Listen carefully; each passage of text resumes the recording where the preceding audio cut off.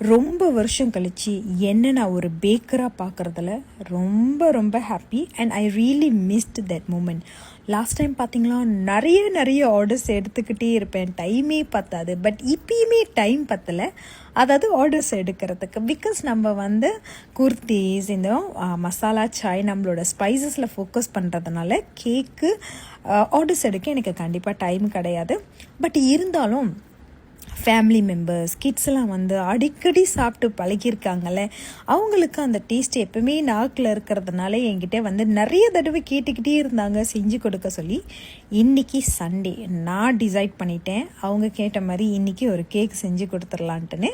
And then அவங்களோட request படி நம்மளுடைய one of the signature orange butter கேக்கை இன்றைக்கி நான் அவங்களுக்கு செஞ்சு கொடுத்துக்கிட்டு இருக்கேன்.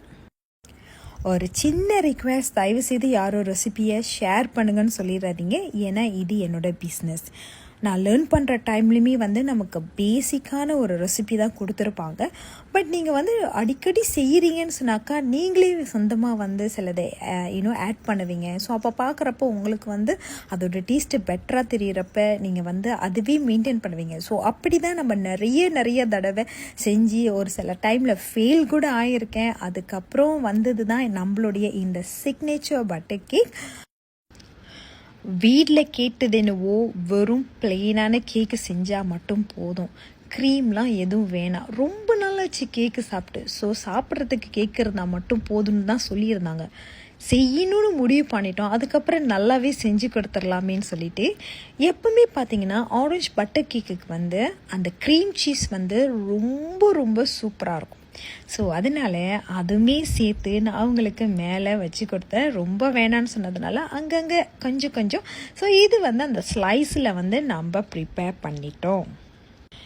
க்ரீம் சீஸை போட்டுக்கிட்டு இருக்கப்பே என்னோடய டாட்டர்ஸ் கேட்க ஆரம்பிச்சிட்டாங்க. பட் இப்போ கொடுக்க மாட்டேன், நான் ஃப்ரிட்ஜில் வச்சு கொஞ்ச நேரம் சென்று கொடுப்பேன்.